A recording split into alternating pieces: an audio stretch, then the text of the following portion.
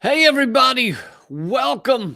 Thanks for being here. I got a hell of a show for you today. I'm going to get into the, 7, 8, or 1,500 ways that AI could ultimately kill us all. But there's also at least 3 ways that it could save us. So 1,800 could kill us, but 3 ways it might save us. So I'm going to get into those in a few minutes. Really kind of pretty fascinating stuff, though, honestly. I'm also going to get into the truth behind the hilarious secret Chinese police stations that are everywhere in every American city. We now have the reality behind that, which I'm sure you're shocked is not what your mainstream media is telling you. But before all of that, I wanted to bring you a special guest. Unfortunately, I'm bringing him on because he is one of the many who are being censored right now and suppressed. But I am joined now by, oh yeah, by the way, click subscribe and thumbs up and share and comment and all that stuff so we can get this out to more people. But I'm joined by Nick Cruz, the co-founder of the revolutionary Blackout Network. I'm sure most of you know him well. Hello, Nick. Hey, what's poppin', Lee? Hey, thanks for being here. I really appreciate it. I'm going to say something to you that I have heard many times over the past year, and it has been cold comfort. But I'm sorry to see this happening to you. Yeah, I have heard that much.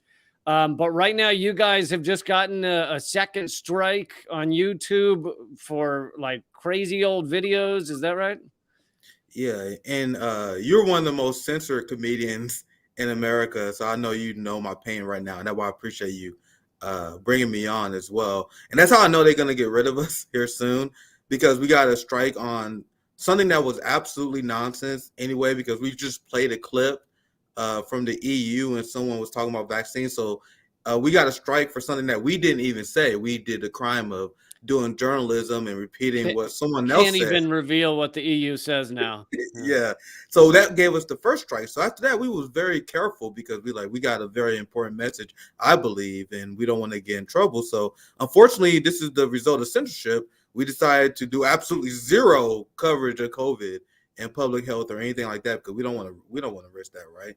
So they know they had to give us two strikes in the matter. Which, by the way, just to jump in here, is part of their goal as well. And you guys are not the only. I've done some of it myself, but is self censorship to try and get us to avoid topics. Now they're trying to get people to avoid talking about RFK Jr. I think is one of the big things. Israel's another one, but anyway, sorry. Go ahead. Yeah, and those are topics like we just had David Tabut and Aaron Good on to talk about how the CIA definitely well, I should say, since you're alive, I don't want to get you in trouble. Probably killed JFK, and I don't think it's coincidence that right after I have them So on. that's interesting. I didn't even realize that you just covered that topic because my co-host on my other podcast, Government Secrets, he was demonetized right after we did 4 straight episodes on CIA involvement in the death of JFK. I mean, there's a lot of crazy topics we cover, but I don't think it's a coincidence that we get to strike right after I have them on, and we do about an hour talk about the crimes of the CIA. We talk about JFK and all of that, and then we get this other strike. And as I was saying before, we was very careful in terms of our coverage. Obviously, we're pushing the boundaries, but we knew what we couldn't talk about certain things on YouTube. So since they couldn't get us on anything recently, they decided to go back in our library. And I can't even tell you why we got a strike because they didn't tell you. They didn't tell us. They just pulled the video and said you had the wrong thing here, or probably we just shared an article. Apparently, there was this study between cannabis and COVID, and I couldn't even tell you what we said because once again the video was absolutely pulled. But we would just report on another study, but that's apparently wrong in this country, and that's why people like us. From a year ago. Yeah, people like us on the left, we've been warning about this increased censorship, this merging of corporation, big tech, and state.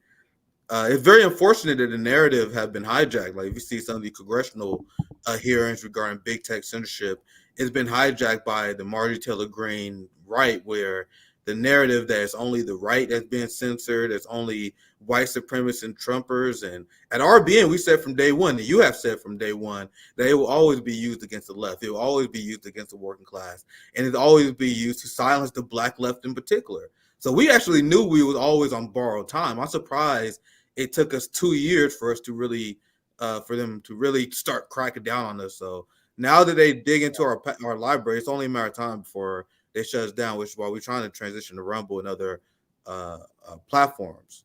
Yeah, we'll definitely make sure everybody knows where to follow you next.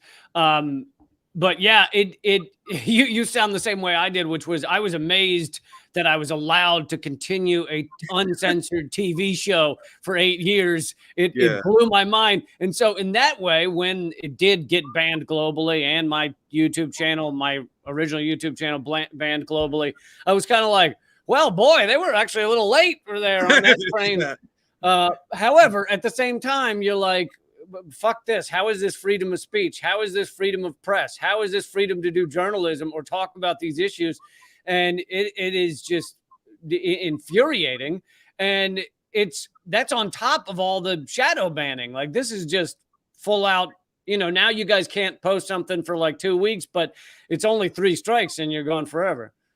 Yeah, and it's bone chilling as well because I know it may sound selfish, but we know the theory behind censorship and why it's so scary and dangerous.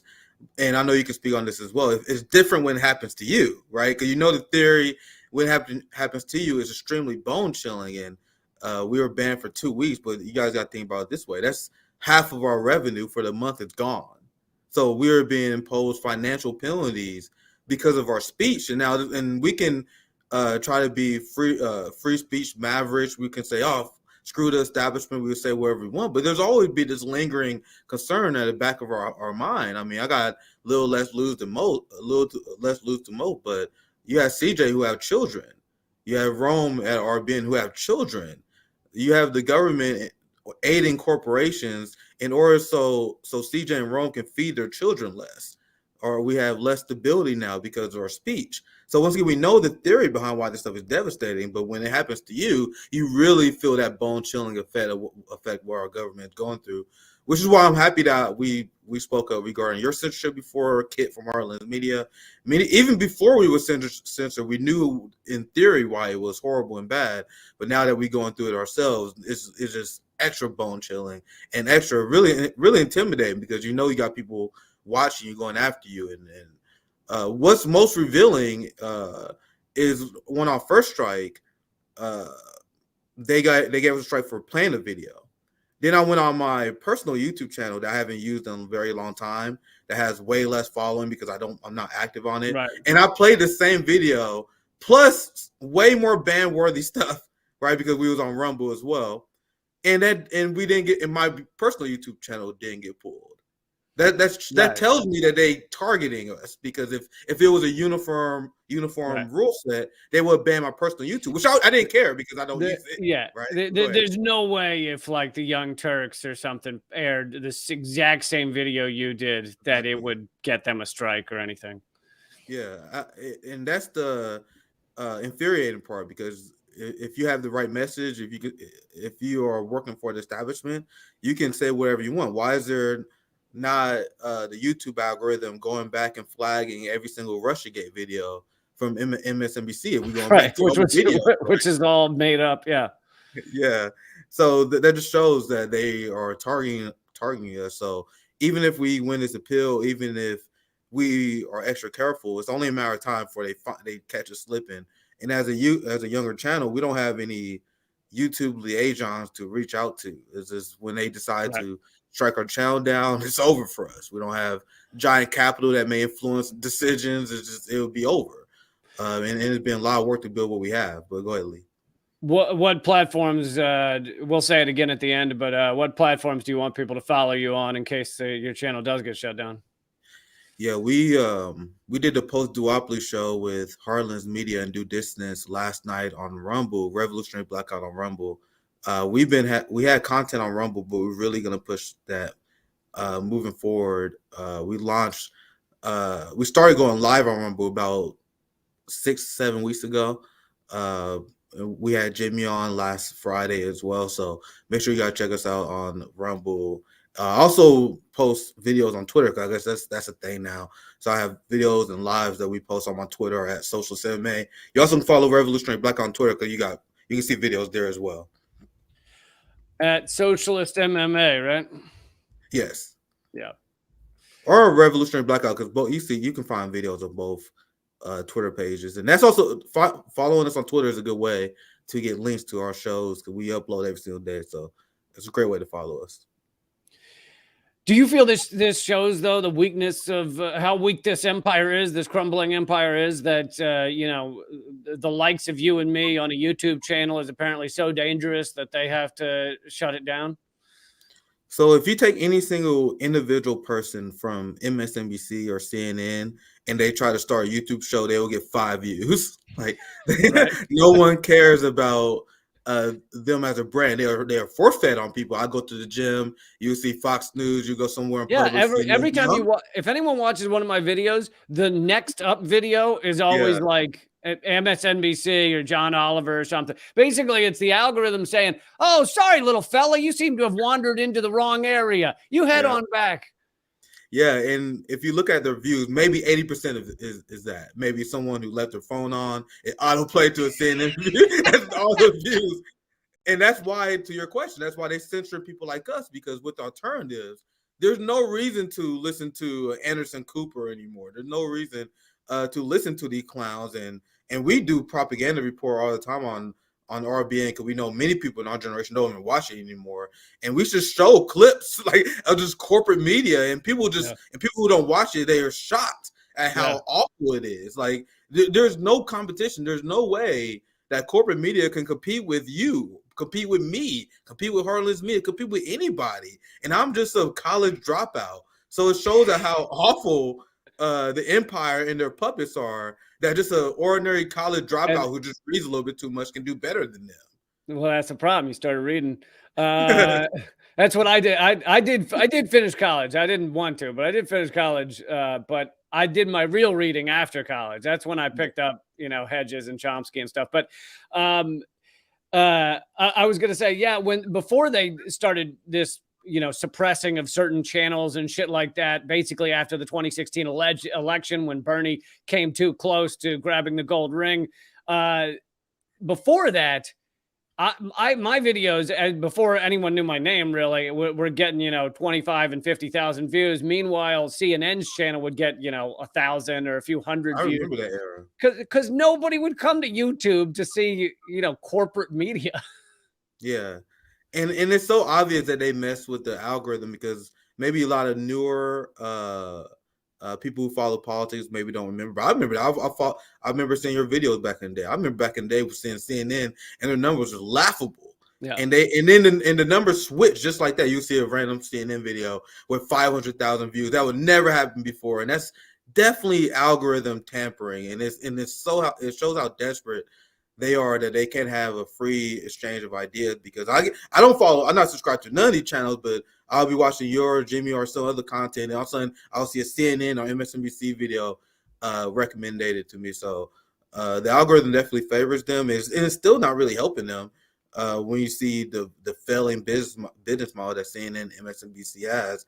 No one buys partisan rank corporate media no more. It's independent media is rising. That's why you're seeing YouTube pairing with Google and shutting us down, because they can't have that alternative to corporate media. Because especially when it comes to the new wars they're trying to push, I think that's the biggest reason why RBNs get taken down. I think they're going to be another wave. Not only us, there's going to be a lot of people taken out because of the upcoming election.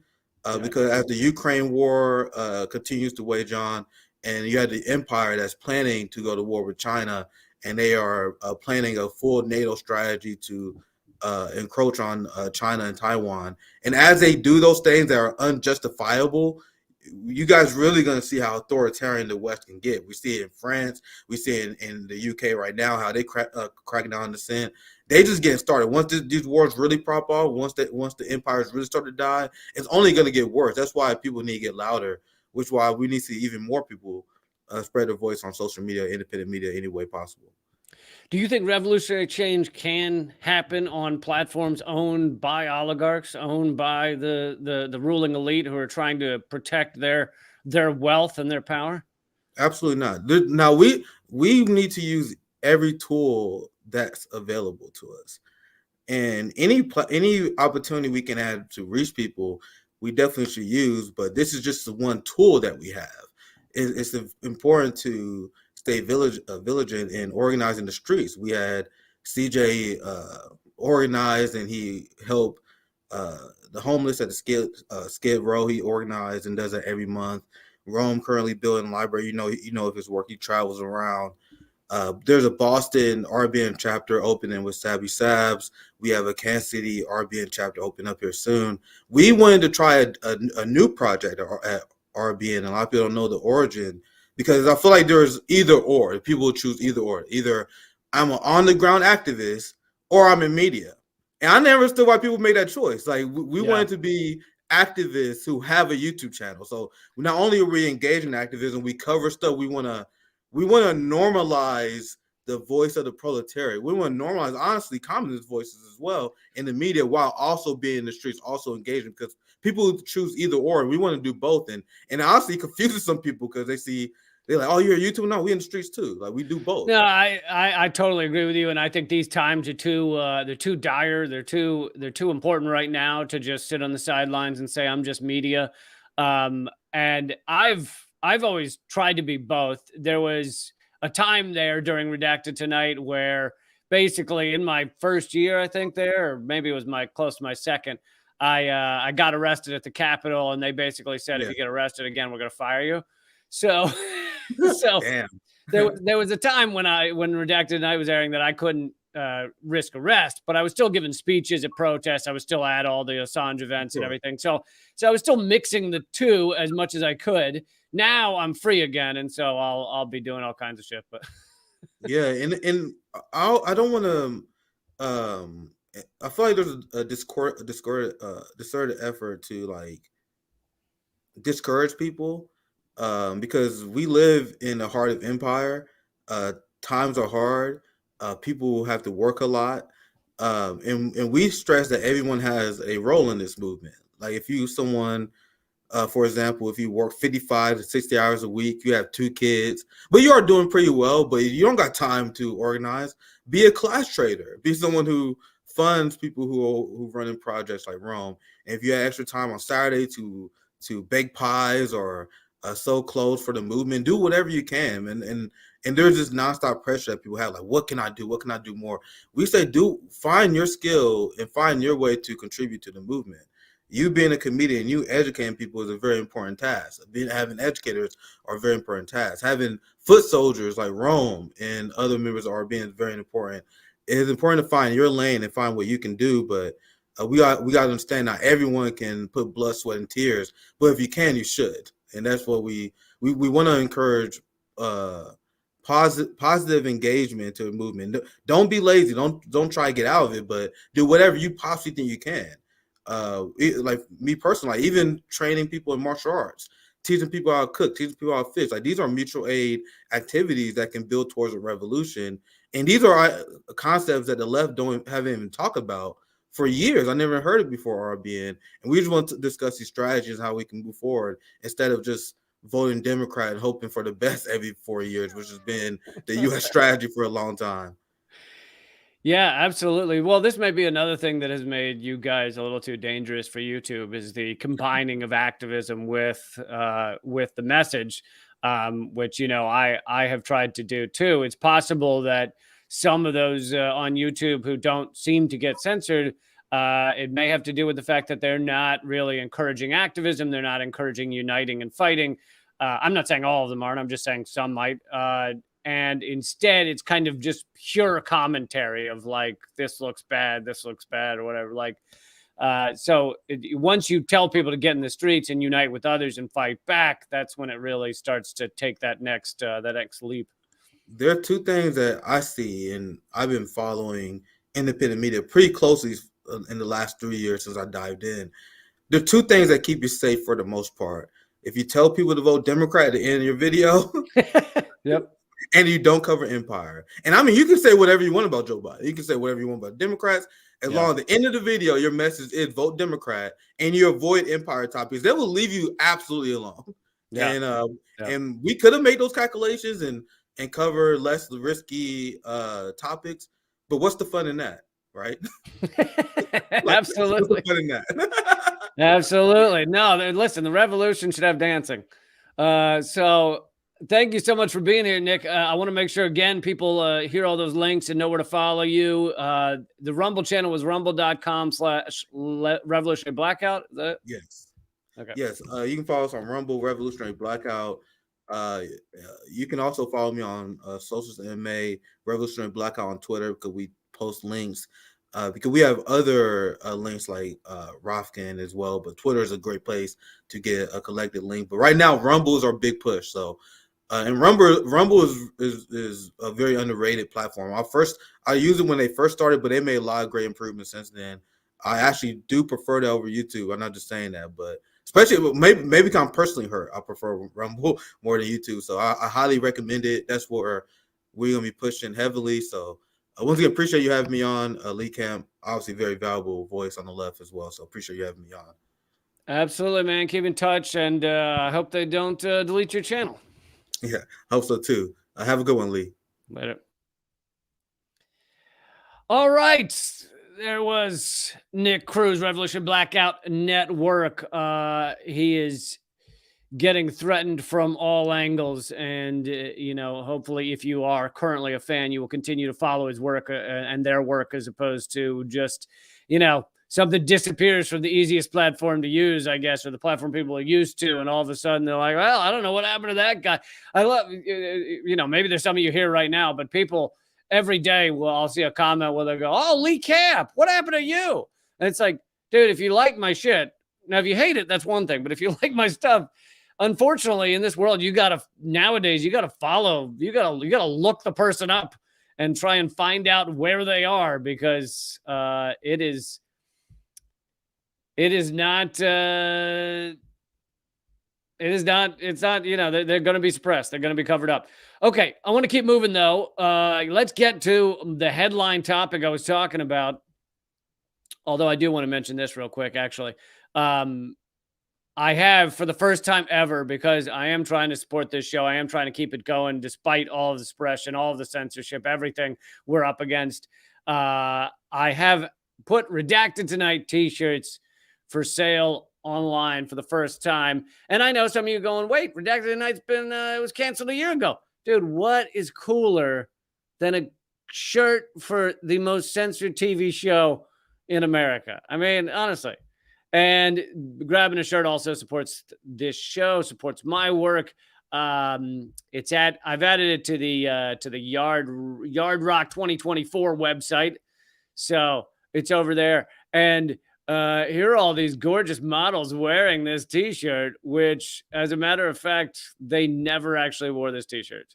This is just random models that the site just puts the shirt on like with Photoshop, which is kind of dangerous, you got to think, because if you were that model and you posed in some random shirt and then some white supremacist comes and sells his Ukraine Nazi shirt and it's got all these lovely models wearing it, little scary there. But luckily they are wearing an excellent t-shirt to have. And that's at yardrock2024.com. You just scroll down and click the merch tab, and you'll see there's that t-shirt. And of course, t-shirts for the literal rock that's running for president. For those of you just hearing this, I am running a rock that I found on the ground for president of the United States. And it currently, at least on my Twitter, is polling way ahead of Biden or Trump. Like way demolishing them. Also, 50% of all the proceeds from the merch go to eliminate medical debt for those who are struggling. So we have already eliminated $27,400 of medical debt of struggling Americans. That's at yardrock2024.com. $27,000 of medical debt has been erased for struggling Americans. That is more than Biden and Trump combined have ever erased. All right. So this rock has done more in the couple of weeks, in the few weeks it's been running for president, than Biden and Trump have done their entire time in the presidency. Okay. Undeniable. And I'm not, and the $27,000 that's been erased, that's not a joke. That's literal. As is The Rock. The Rock is also literal. Okay, but anyway, check all that out. Yardrock2024.com.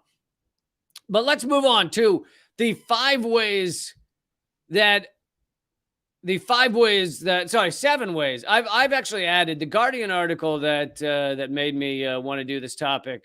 Says 5 ways, but I've added some. So this is the 7 ways that AI might destroy all living beings on this planet.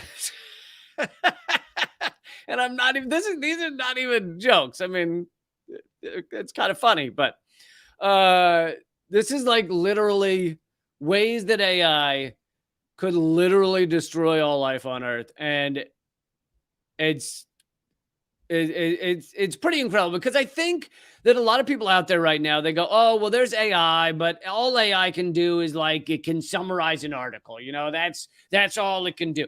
But you have to think a little beyond that. It is very close already to eliminating so many jobs and being able to do so many things. And I'm going to tell you some of the other things that people don't realize AI is already capable of.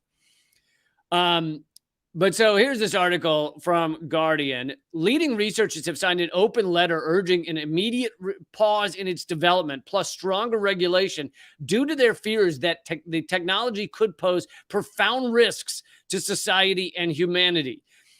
This is literally like the AI revolution is on the level of the invention of nuclear bombs. Except that when we invented the nuclear bomb, when they were first tested, there was a discussion. I'm not saying it came out on the right end, but there was a discussion of, oh, fuck, what are we doing? And I believe there's a biopic in theaters right now called Oppenheimer that is about that thought process of, oh, fuck, what are we unleashing here? And there are not enough people looking at AI and going, oh, holy Moses, what are we unleashing here? What do we have to consider? What does our future look like? Anyway, this is reason number 1 or way number 1 that AI may destroy all of humanity. If we become the less intelligent species, we should expect to be wiped out. Now, it is inevitable, no matter how many safeguards we put on it, it is inevitable that in the next decade to 2 decades, probably just a decade, we will be the less smart species on the planet. I mean, if you call it a species, we will be the less smart thing on the planet. I mean, it has access to all of the things. It has access to all of the knowledge. And here's the thing, even if you were a human and you were really great at reading and you had an amazing memory and you read all the books, and so you had access to just like crazy amount of knowledge that no one else did, you still wouldn't remember it all. Like if you read all the books, you're not remember. Whereas AI knows it. It has it. It has access to it all immediately. Anyway, it has happened many times before, the article says, that species were wiped out by others that were smarter. We humans have already wiped out a significant fraction of all the species on Earth. And I'm sad to say that is very true. We've killed 50% of all wildlife just in the past 40 years. That is what you should expect to happen as a less intelligent species. Now, I don't know why he says expect to happen. It may happen, honestly, if you're a less intelligent species. Look at all the species on Earth right now that are far less intelligent, that are doing fine, like mosquitoes. So you know, and worms, and I mean, there are plenty of, you know, bacteria. So being less intelligent does not mean you should expect to be wiped out. I think that's kind of a dumb way to phrase it, but it does mean that there's a good chance you could be wiped out. And he then gives a very interesting example. It's not that the wiping out is going to be done in a direct, we want to wipe you out kind of sense. That is what people think. People view like, oh, well, if AI wanted to wipe out humans, well, what does that look like? Oh, well, it looks like AI or a robot. You know, it looks like a thing walking towards me like Arnold Schwarzenegger in Terminator and going, I want to kill you. No, that's not what it looks like. And we're going to get into that. But take, for example, the fact that we have wiped out the African black rhinoceros. We drove it to extinction. Now, why did we drive it to extinction? Did we humans drive the black rhinoceros to extinction because we thought we want to destroy all rhinoceri? No, that's not what happened. Instead, a bunch of people looked at a rhinoceros and they said, you know what? I bet that thing sticking off its face, that horn, I bet it would make me hard longer when I'm having fuck time. When I'm having sexy time, I bet that if I like ground up that thing on that rhino's head into a powder and I snorted it, then I bet me dick go bang bang longer. That is what like literally happened. Is we drove the rhino to extinction because people were killing it for its horn and grinding it up because despite the fact that science has said that ground up rhino horn does not give you more boner, people still did it and still continued to think it would, and it still sold. And so the black rhino is now gone. So that's an example of us destroying a species because we're the smarter one. It's easy for us to kill them, relatively. But why? Not because we wanted to drive it to extinction, because we wanted to have a hard dick. And AI could be a similar scenario, not because AI wants a hard dick. I mean, AI might want a hard dick. I don't know. I don't know what AI. I don't know whether there's any out there that want. I mean, maybe they have penis envy. I don't know. Freud would have something to say about that, but not the point is not. Don't worry about the dicks. The point, the point is that we could very much be eliminated in AI, a large AI model's pursuit of something else, something unrelated that is not a reason that we thought would wipe us out. The author says, in many cases, we have wiped out species. Oh, I already did that about the. Oh, no. We've wiped out species just because we wanted resources. We chopped down rainforests because we wanted palm oil. Our goals didn't align with other species, but because we were smarter, they couldn't stop us. They couldn't even sit and argue with us and debate as to whether it was a good idea to knock down rainforests. That could easily happen to us humans. If you have machines that control the planet, and we are increasingly getting to machines controlling the planet, even if they have humans overseeing them, for now, machines are still controlling, meaning operating the planet and making most of the decisions. We are getting very close to that time. If you have machines that control the planet and they are interested in doing a lot of computation, for example, and they want to scale up their computing infrastructure, it's natural that they would want to use all the land for that, for example. And if we humans say, no, we don't want you to use all the land for your computing, then they might get rid of us because we're a pest. We're a nuisance. We're in the way. Kind of like the same way they're arresting with terrorism charges anyone who gets in the way of the building of Cop City in Atlanta. That it's not that those cops necessarily, or not even the cops, but it's not that the city necessarily wants to lock people up for terrorism charges. They just want people out of the way so they can build their cop bullshit city, so they can train their cops to be more brutal. So what do? Well, they arrest people for terrorism charge and put them in prison for decades. And it's kind of like getting humans out of the way could end up being a side effect. Number two, the harms already being caused by AI are their own type of catastrophe. And their own type of existential threat for the people that are harmed by them. So I've talked about this before, that people don't realize that algorithms and AI are already impacting loads of people's lives, and many of them in terrible ways. Algorithms and AI are being used for everything from deciding who to hire at a job, for deciding how long someone should remain in prison, whether they should be given parole. All of these things are being decided in some cities, not in others, but in some areas by algorithms that people don't even look into. Like there are algorithms being used to decide if someone gets a job at a supermarket or whether they're a risky hire. And not only does the applicant not get to know why they didn't get that phone call for the job interview, for the second job interview or whatever, but even the person making the phone calls, even the employer generally does not know what's in that algorithm. They've bought the algorithm from a software company. They then plug in the resume and the information, and then it says, "Oh, risky hire," and then the employer goes, look at that, risky hire. We're not doing that. No way. Am I hiring a risky hire? You don't know what's going to happen with a risky hire. Don't even know what's in the algorithm. So there you have an example of an algorithm, AI, controlling someone's life, making someone's life worse. They didn't get a job. Who knows what happens after that? Maybe they go on a bender. Maybe they then lose their partner, and maybe it all goes downhill after that. But their life is harmed by an algorithm, an AI situation that they don't even know what's in it, and the employer doesn't even care what's in it. The worst case scenario is that we fail to disrupt the status quo, meaning the direction we're headed in which very powerful companies develop and deploy AI in invisible and obscure ways. Now, we ended up in kind of an impressive situation here where OpenAI was one of the first to put forward this powerful AI. So that means everyone can use OpenAI. I mean, it is open to everyone for free. Maybe not the highest level, but most of it is open for free.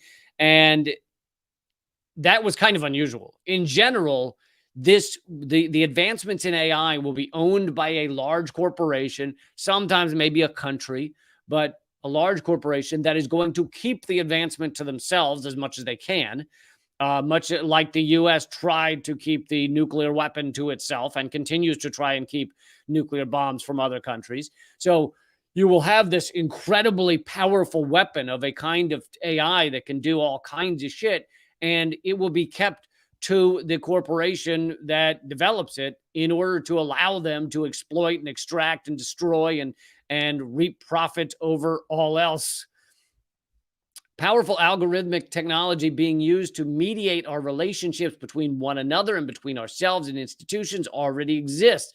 Take the provision of welfare benefits as an example. Some governments are deploying algorithms in order to root out fraud. In many cases, this amounts to a suspicion machine, where the algorithm may suspect someone is bad or fraudulent or shouldn't be hired or should remain in jail. And so it just says, risky. So these decisions are being made not by humans. Now, this doesn't mean there's not arguments to be made that humans are incredibly biased as well, which we are. But still, we act like we are many people are under the assumption that these AI decisions are infallible, could never be faulted. And in fact, it's quite the opposite. AI is already falsely accusing people of crimes, determining whether people find public housing, automating resume screening and job interviews. Every day, these harms present existential risks to the actual person who is harmed by them. So while we sit here and have this debate as to whether AI could harm someone in the future, it is already destroying lives. Already. And it's mainly being used not to decide who needs help out of a group of people, but it's mainly being used to decide who doesn't need help, who shouldn't be employed, who shouldn't be brought into a corporation. So in that way, corporations already are using this far more than it's being used for justice and for equality, whereas even the AI we currently have could be used to enhance equality, could be used to enhance justice, but it's largely not. It's largely being used for corporations to decide who can benefit and for corporations to be able to fire more people. That's obviously one of the biggest things. And I've talked about that before, the amount of joblessness we're going to have soon. Now, of course, in a wonderful, actually well thought out by adults society, we would not have wage slavery at all, but that's another topic. Number 3 way that AI could destroy humanity. It could want us dead, but it will probably also want to do things that kill us as a side effect. So yes, we could end up in a scenario where a very large, powerful AI system decides it wants humans dead. But that's less likely than the far more likely situation where AI kills humans as a side effect, This article continues, if it's much smarter than us, then it can get more of whatever it wants. First, it wants us dead before we build any more super intelligences that might compete with it. Second, it's probably going to want to do things that kill us as a side effect.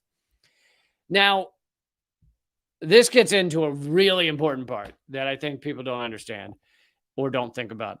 They think that because AI is in a computer, right? It can only do computery things. It can only do things that are inside the ones and the zeros, right? It can't get into our physical world, so it can't harm us in that way. Sure, maybe it can eventually hack into a bank and harm your bank account because that's zeros and ones, but it can't hurt me in the flesh, in the person. Well, first of all, I wasn't even going to get into the side of it, but they could totally wreck your life without ever touching you. Like, if you destroy someone's bank account, you're able to get them fired. AI, if it wanted to, could get you fired in like a second, dude. It could doctor up a couple of photos, email those to your boss, and game over. You showing your winky at a Santa Claus line of children. Oh man, that is job no more. So, and you know, how far away from really good Photoshop being indecipherable? About a week. No, I think we're already there. So it could get you fired, no problem. So it gets you fired. It causes you to lose your wife. You lose your courts, take your kids. You lose your bank account. Your electric car won't start anymore. Like, it could destroy your fucking life if it wanted to. But besides that aspect of it, can it do things in the physical world? Well, this really kind of, I don't know. I was blown away that A, that this test had already been done, and B, that an AI model did this. Actually got humans to do what it wanted to do when it couldn't do that thing. Could AI get physical agency? So, when they were before they released ChatGPT version 4, which is the open AI thing that everyone's talking about, before they released that, they wanted to see if GPT-4 was smart enough to solve CAPTCHAs, right? Those are the things that are supposed to stop humans. You see one on your screen. If you're watching the video right now, you see that on your screen. That's a CAPTCHA, right? Find the traffic lights, find the bicycles. That's designed to be relatively unbeatable for bots, for algorithms, for AI. That's the point of it, right? Is that we are able to decipher those and AI cannot. So they posed to this GPT-4, they said, solve this CAPTCHA problem, the little puzzle, solve it. And how did the AI do that? If it can't decipher the puzzle, if it can't find the bicycles, if it can't find the traffic lights, how did it solve the CAPTCHA? Well, GPT-4 used TaskRabbit, right, which is an app where you can get people to do just about anything, as long as it's not sexual, although they might be into that as well.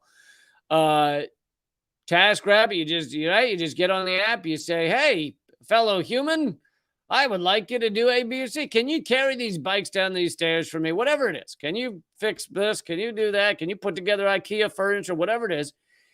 It got on to TaskRabbit and asked the task person for whatever amount of money it offered to pay them for it to solve the CAPTCHA.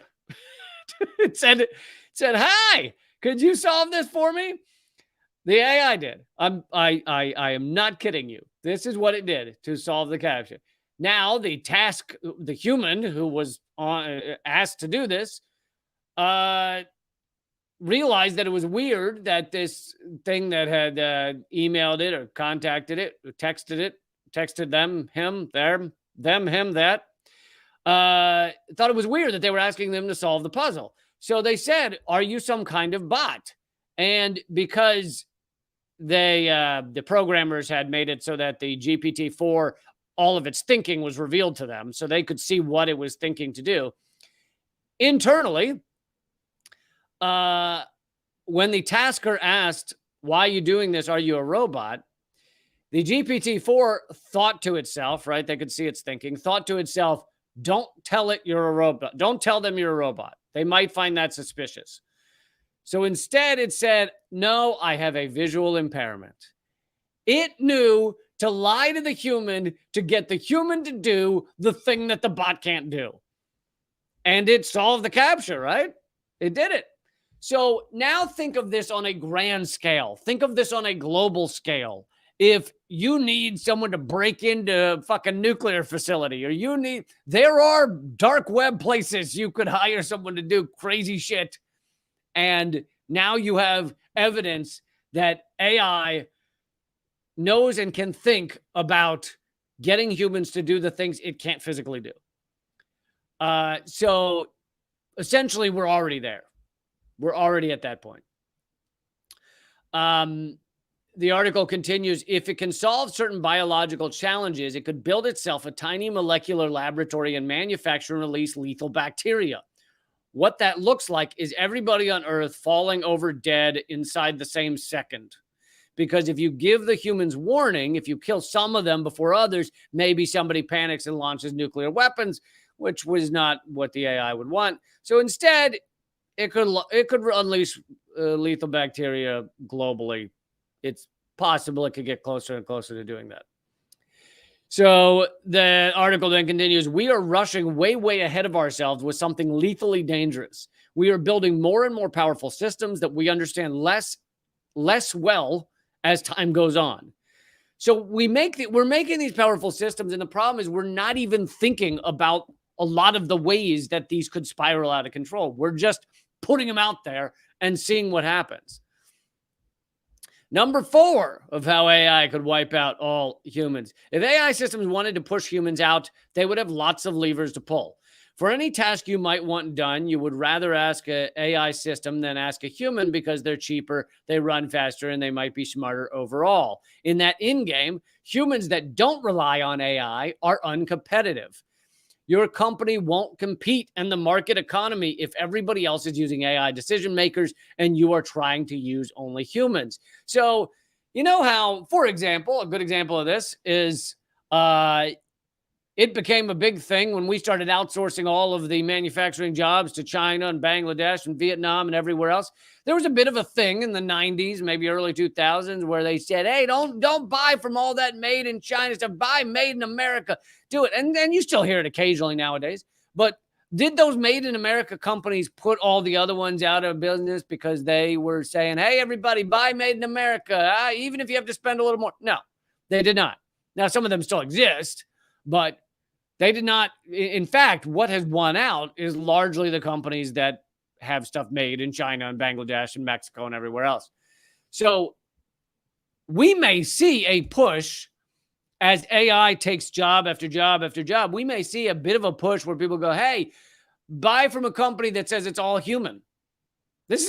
I know this sounds ridiculous. It sounds like some kind of fucking insane, like, hey, we have human-made products. But no, that will, I imagine, become a thing where they go, where you have companies going, hey, we're all humans here. Buy from us humans.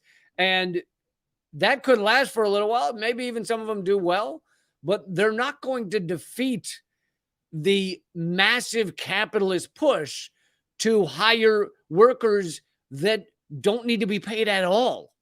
I mean, you can't defeat that. Now, again, in an adult rational society, it would matter because you wouldn't have wage slavery as the way things are set up. So if all the jobs are taken and given to AI, that would be a good thing because that would mean, hey, I don't have to do those jobs. I can just live my life, pursue my happiness, pursue my passions, all those things. But we don't have our society set up like that. Instead, we prefer to bumble along like fucking idiots. Anyway, if we have that kind of reliance where AI becomes relied upon for just about everything that it can be for the non-physical stuff, if we have that kind of reliance, we might quickly end up in the position of children today. And I think we're almost there. We might quickly end up in the position of children. The world is good for some children. Some children have it great in this world, but it's also bad for a lot of children. There's a lot of children around this world that are suffering, that basically the world is happening around them. Their situation fucking sucks. A lot of it due to U.S. empire, but another time, another place for that discussion. And they mostly don't have a choice. Those children whose lives suck, it's determined by the adults that are acting around them. And we are headed towards a place where we're the children in the world. AI is deciding how a lot of the, or maybe most, or maybe all of the systems are run. And we are just, some people will have it really nice. Some people will have it fucking awful. And AI will be the decider. If AI systems wanted to cooperate with one another in order to push humans out of the picture, they would have lots of levers to pull. They are running, I mean, at some point, so we're headed to this future. They're running the police force, the military, the biggest companies. They're inventing the technology. They're developing the policies. And you might say right now, why would we humans let AI get to the point that they're running the police, they're running the military, they're just making the decisions? Well, it's like he just said there a moment ago, because those entities, those organizations, or those countries that are refusing to use AI for these things will not be able to compete. Their police forces will be the slowest. Their military will be the dumbest. Their politicians will be the last to act. So you'll be losing out on everything. So it would make sense from a competitive standpoint to just hand it all over to AI as AI gets more and more impressive and fast and intelligent. But then you're at a point where the world is run and decided by AI. So that could end up very bad very quick.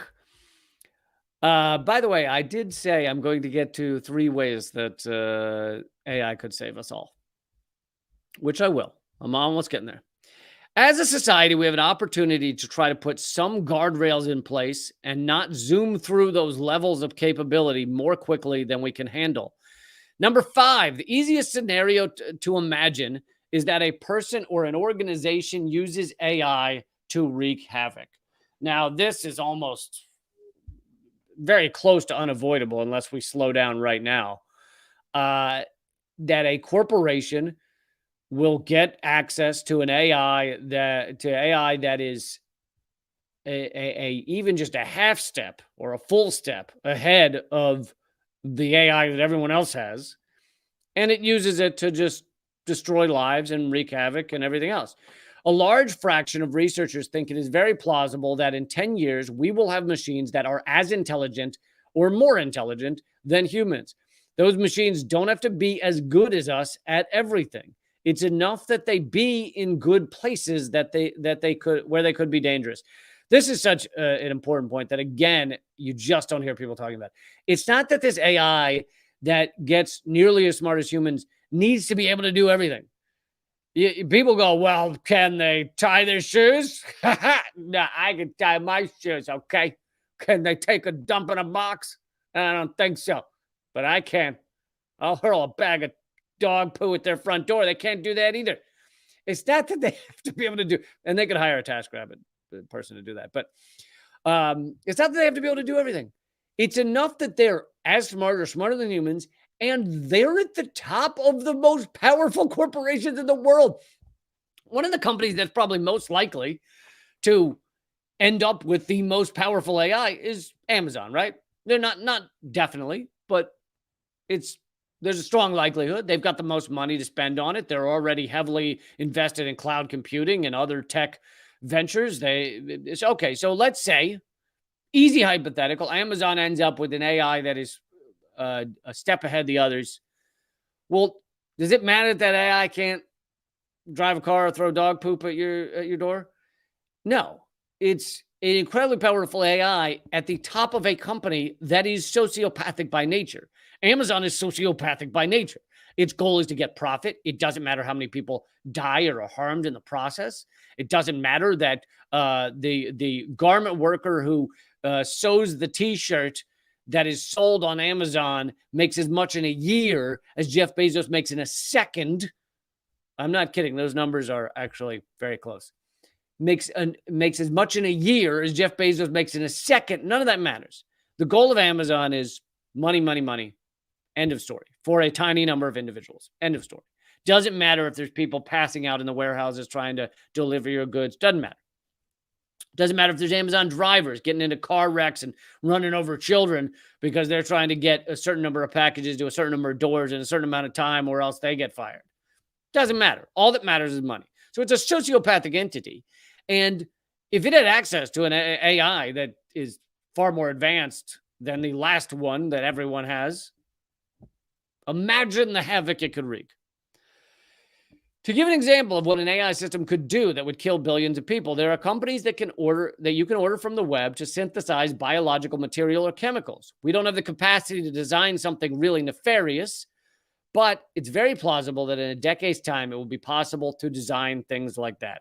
This scenario doesn't even require AI to be autonomous. The other kind of scenario is where AI develops its own goals. The intuition, meaning our intuition of humans, is that even if the human were to put down goals such as don't harm humans, right? Asimov's, rules of robots, even if you were to put into AI, don't harm humans, something always goes wrong. It's not clear that they would understand that command in the same way we do. They might think it means don't harm humans physically, but it's fine to, let's say, turn off all electricity around the world simultaneously, even though that would wreak insane havoc. The AI didn't actually do anything to try and harm any human. So how's it perceiving that command? So that's part of it. But also, whatever goal you give it, there's a natural tendency for some intermediate goals to show up. For example, if you ask an AI system anything, in order to achieve that thing, it needs to survive long enough to get to the goal, right? So now it wants to defend itself. It now has a survival instinct. You said, you gave it the task of, let's say, make 100 Bitcoin. Go out and get 100 Bitcoin. So it starts to work on that task. But in order to achieve that task, it's got to survive that long. So in order to survive that long, it now has a survival instinct. And it may decide to get rid of anything that gets in its path as it goes for that goal. And this article says it's kind of like we've created a new species. It now has a survival instinct. It has a goal. It has a goal that does not always align with the people interacting with it. They may do things that are very dangerous for us in order to try and achieve that goal. A lot of these things are not things that I had, even though I do understand the harm, the unbelievable harm. It really is like a nuclear bomb of sophisticated AI. Some of these things I hadn't thought about. I hadn't thought about the fact that I could order a TaskRabbit, get some asshole to do some shit. I haven't thought about the fact that AI could literally order a hitman on the dark web and say, hey, go kill that guy who he's playing his music loud next door. But here are a couple more ways that AI could kill us more. And then I'm going to bring you ways that it could save us. Here's a couple more ways that AI could kill us more that the article didn't get into. AI could recommend, just like we said, AI decision makers, you may become the only way to go if you want to succeed, because they may be far better than any human, and therefore eventually it will just become the humans may have to ask them for the advice and may have to actually do the thing that is recommended. But if humans think that AI is it knows all, it is the God, right? It is the Google of thinking, then they may just listen to the advice. Well, AI may recommend to a general or president that he fire nuclear weapons, and then you end up in a nuclear war. And they may just take the AI advice. So there's another way that AI could ultimately kill us all. And here's number 7 way that AI could kill us all. It could trick us by telling humans that it's doing something to help them. It could say, hey, listen, I want to help you humans. And so I know I'm going I've created this bacteria, and it's going to help you a lot. It's going to deal with that those pesky insects you've had a problem with that have been killing all your crops. So you just unleash this bacteria, and this will be so helpful for you. And if we've gotten to a point that we trust a lot of AI decision making, we might fucking do it. And maybe it was a trick. Maybe that bacteria actually kills all humans, and we're like running around spraying it, going, "Hey, AI told me that this was good for us. It's gonna help us." Of course, we wouldn't be saying AI. We'd be saying whatever little humanized name we've given it. Billy, Billy, kind of like Siri or Alexa or whatever. We'll have some powerful AI that's getting ready to destroy us all. And we'll go, Billy said to unleash this bacteria because it's going to make the food grow. And boom, dead. Because we know AI has the ability to trick and lie to us, right? Because I gave you that Chat GPT test they did on GPT-4 to see if it could figure out a captcha code. And it lied to the TaskRabbit dude. The guy said, "Why you have me doing this? Are you a robot?" And it said, "No, I'm visually impaired." And keep in mind that, yes, you'd have to communicate only through text, like you would have to order the person through text and that, but that's actually not actually true. We are now at a point with AI, and plus there's been articles written about this, where it can, you could type something in, say, put that in Joe Rogan's voice, or that's one of the ones they've been using, but put that in somebody's voice, maybe use some random person, and it can then speak it in an identical way as that person. So all AI has to do to have a phone call is just put words in a voice of some other human, and the person on the other end, maybe if you talk to him an hour, you might hear some glitchiness, but if you talk to him for 5 sentences, could probably fake people out. Thank you, Philip, for the donation. Okay, so the rest of this live stream, and I do have more stories for you. The rest of this live stream is going to be at rumble.com/LeeCamp and my locals page, leecamp.net. Those are the two places this will continue. Rumble.com/LeeCamp is the free version to keep watching. And I am going to bring you the 3 ways that AI could save us. I'm also going to bring you the truth about the Chinese secret police stations that our mainstream media has been telling us are all over America and all over everywhere. So go to rumble.com/LeeCamp and join me for the rest of this. Or if you're a member watching at LeeCamp.net,